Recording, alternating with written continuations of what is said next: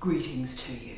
My name is Brabazon and I'm the Dean of Graduate Research at Flinders University, and welcome to Vlog 108 on this rather windy day in Adelaide.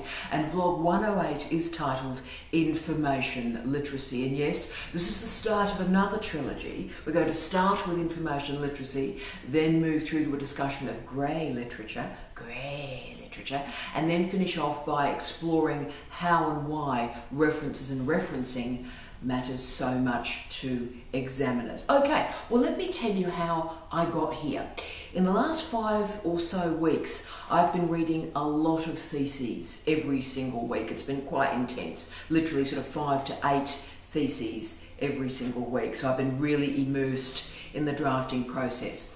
And I have been concerned and worried about the referencing and the references that I've seen as I've been looking at this work. The date of references, the problematic referencing of that research. And for me, and this is the important bit I want to convey to you, referencing errors and issues are deal breakers when it comes to examining a PhD. When I see referencing errors in a PhD, that is a failed PhD. Tell you why. Remember, I taught for a long time, about 22 years, first year students. And if by the end of a first year course, a student couldn't reference, I would fail them in first year. So nothing you ever say will convince me that if I see referencing errors in a PhD, that's okay. It's not okay in first year. It's certainly not okay in a PhD. So therefore, before I deliver that sort of third instalment about what referencing and referencing errors mean to examiners when we see them, I wanted to start more positive and more buoyant and look at the positive side of this, and that is information literacy. Information literacy is the key characteristic of academic literacy and indeed academic integrity. We use academic integrity a lot, and a lot of different tropes and skills and literacies are within that, and information literacy, I think, is important to pluck out at this point. And look, we could focus on plagiarism, we could focus on collusion, and indeed we did some earlier vlogs on plagiarism. But that's very negative, and I really wanted to talk about the positive skill set that we can develop for you to alleviate these problems and also enable your career in a really positive way. So information literacy is the capacity to locate information, yes, but to understand the context of information, to reference and log it correctly, and also to be able to move it into your research with integrity and clarity. So that means, for example, you're not taking a reference and then sort of randomly applying it to a different context, almost sort of lying about what the original research was about. So it's understanding the context in which the research and information appeared and moving it with clarity and skill. So information literacy overlaps with a whole array of different literacies. Sometimes they're referred to as computer literacies or traditional literacies or technological literacies. It's all of those things, but it's also a lot more than that. Information literacy is a reasonably recent concept. The first reference I came across of information literacy was 1974. I'm sure my wonderful librarian colleagues out there will find me an earlier reference, but it was described in the sort of early to mid 1970s as a series of skills and techniques to use information tools to engage with primary sources. Okay, so since that initial use of information literacy, it's increasingly, particularly in the last 15 years or so, being aligned with social democracy, been aligned with citizenship. And what that means is we can't have a social democracy, we can't have citizenship unless our citizens are informed. They have information and the skills to understand and balance and weigh that information to make choices in our democracy. I'm not saying anything about Donald Trump at this juncture. There's also an ethics to information use, which is also part of information literacy, and we really can't have social inclusion unless we take information literacy seriously.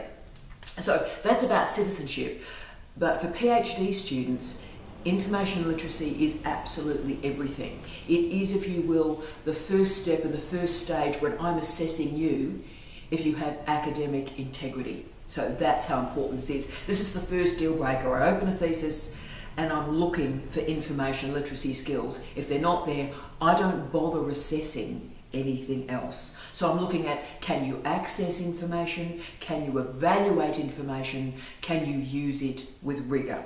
So for examiners, we're looking for your ability to access and engage with a diversity of sources and use them with multimodal awareness. Can you interpret those sources, or are you endlessly paraphrasing or overquoting? Are you analysing those sources? Are you using some creative flair in your analysis? And of course, most importantly, are you referencing those sources with respect? So is your referencing correct? I cannot tell you how important that is. You must provide enough information. The reason why referencing exists, to be frank with you, is so examiners and indeed scholars around the world can check your sources. We check the work that you've done and we verify your interpretation because you've given us enough information in the reference that we can evaluate it. Okay, so now that those basic definitions are in place and you have a sense of what examiners are after when we're looking for information literacy, let's now explore how you can get information literacy and a few quick tools and tips to enable that skill to develop for you fast. Okay, so let me tell you a little bit about why this information literacy thing matters so much. It comes from the Latin informare, which means the imposition of a form.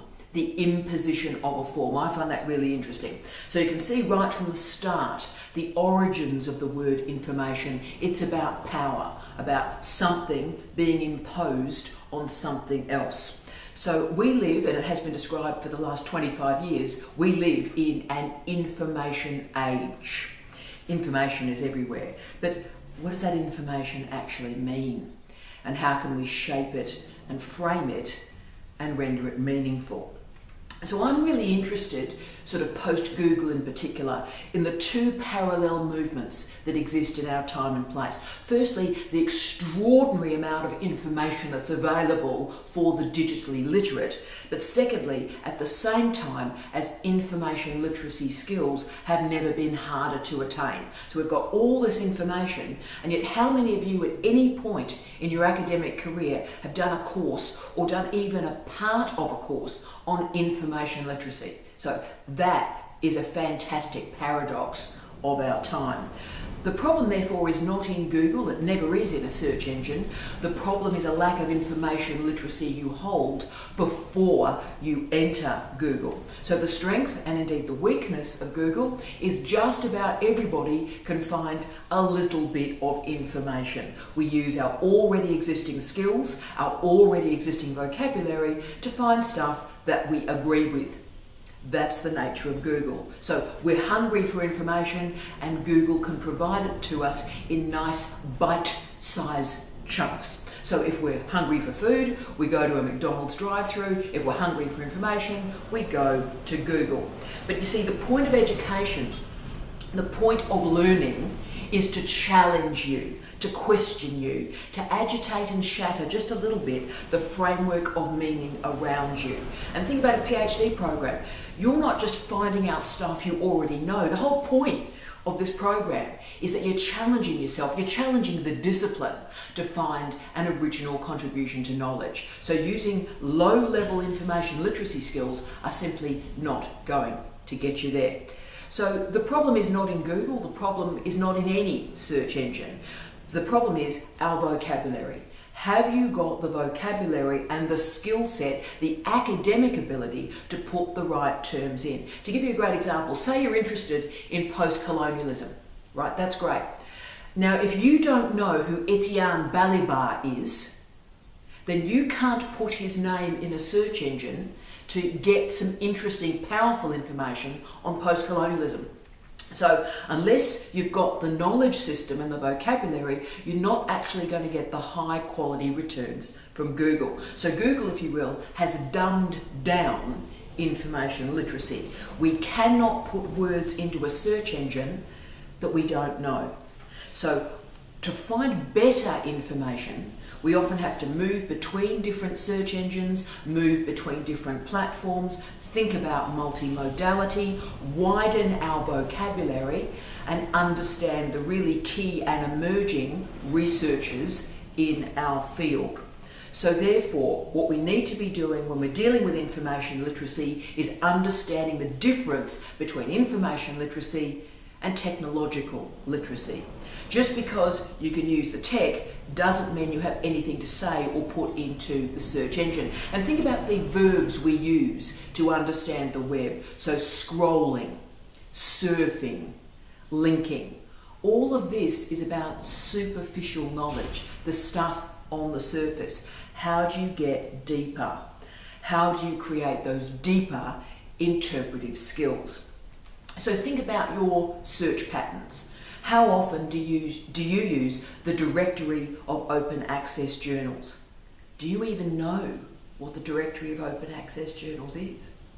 How often do you use Google Scholar? How often do you use Google? And remember, it's easier to read a blog than an academic article. It's easier to do that. The nature of literacy, sadly, is all of us stay in intellectual environments where we feel safe, where we feel protected, where we think we understand what's going on. That's easy information, very easy to stay where you are literate. But the start of learning, let alone the start of research, is challenging yourself to move to environments where you don't understand what's going on. Key. So my goal as a teacher, but also my goal as a supervisor, is to slow the relationship down between a student and an information source. So stop the speed of the Google searching and start to raise a series of questions about information literacy. So what I do is I actually assemble a checklist for every single source that a student might engage with, and I'm putting this in a sheet that you'll see a link to. If you look down in the information section of this YouTube video, you'll see a link where I actually present these questions. So if you're saying, Tara, what is information literacy? How do I enhance my information literacy? Let me tell you quickly, there are 10 quick questions that you answer when you confront an innovative and difficult source. Who authored the information? So who's the author, who's the writer? What expertise does that person have to be offering this commentary? What evidence is used to make the argument? What is the genre of the source? Is it a blog? Is it a video? Is it a refereed article? Is it a piece of journalism? Was this site or report funded by an institution? Think about that. What argument is being produced here? When was this text or article or product released? When? And then ask yourself, why did this information emerge at this point in history? So that's the great contextual question. And the final, the really meta, difficult question, what is not being discussed? What is not being presented in this source? What is absent? I've often said what is not being talked about is often more important than what is. So another key strategy for information literacy that I apply every minute of every day of my research and teaching life is I start reading all sources from the back.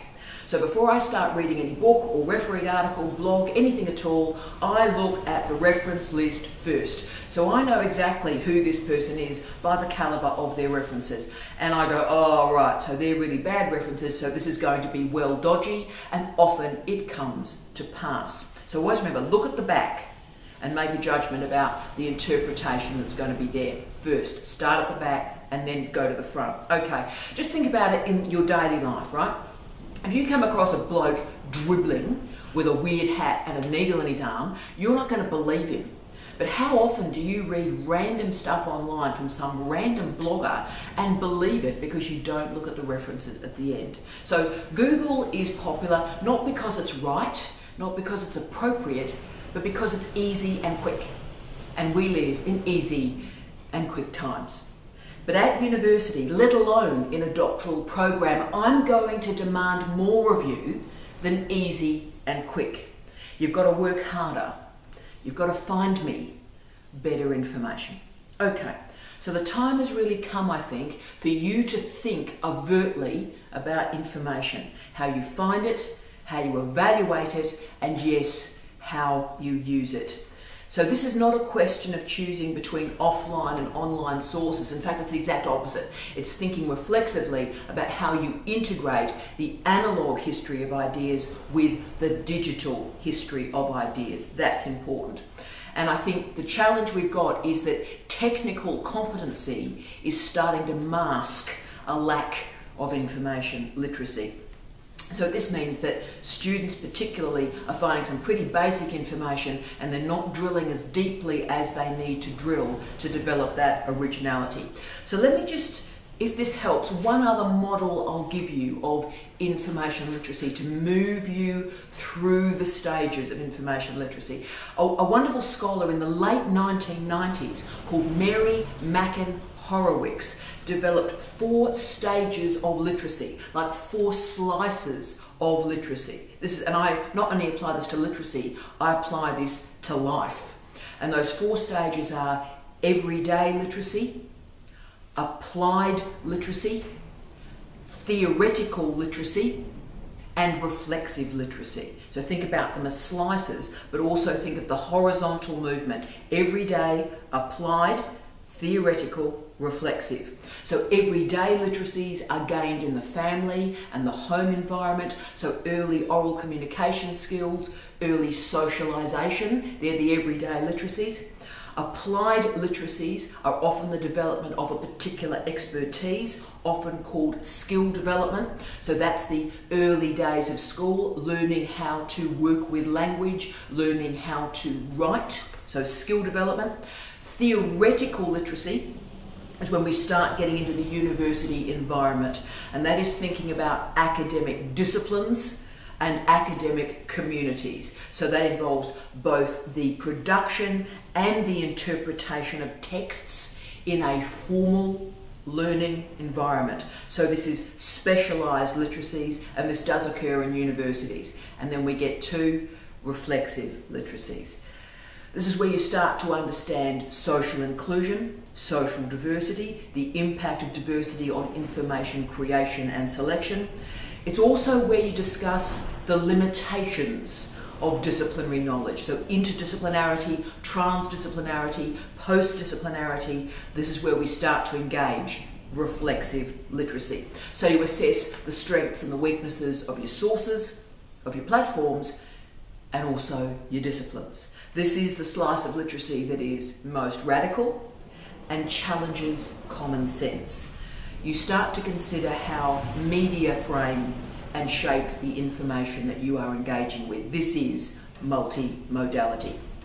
So as you can see, the point of a university is to engage with those top 2 tiers or slices of literacy. But the Mary Mackin Horowitz model argues that you've actually got to move through all 4 stages in order to get to reflexive literacy. So that means if you've had any problems in those first 2 slices or tiers, then you're going to have challenges at the top end. And that's why in a doctoral program, sometimes we need to do some remedial work to move you through those slices or stages. So if you don't have a good sense of your discipline, for example, that theoretical literacy, then the reflexive literacy, the reflection on that discipline, is more difficult to develop. So intervention is required. The argument of this model is you don't just sort of naturally learn information literacy through Google. Intervention from experts, teachers, supervisors, experts, is required to move you through those 4 slices. So this means you need to be challenged. If you keep doing the same stuff you did yesterday and the day before and the day before and the day before, you are not developing information literacies. You are staying in a slice of literacy in which you feel comfortable. Always remember, all literacies are based on earlier modes. So if you continue to talk with and hang about with people who are just like you at your level of literacy, then you're never going to be challenged to grow and transform. So that's important. I ask all of us, that's why I'm so interested in interdisciplinarity, because all of us are challenged when we engage with different disciplines. That's why I'm not too bothered. People go, oh look, the arts, the sciences. I'm interested in ideas. wherever they may be. And I want you to feel that too. Knowledge wherever we may find it. And that's how you develop literacy. Challenge yourself, grow, transform, think, be. That's information literacy. So remember, a PhD requires an original contribution to knowledge. And that has to be based on a deep and reflexive understanding of information and how information is situated in your discipline and, yes, beyond it. Only when we understand the history of information in context are we able to transcend it and create something original. I wish you love, light, and peace. Tia.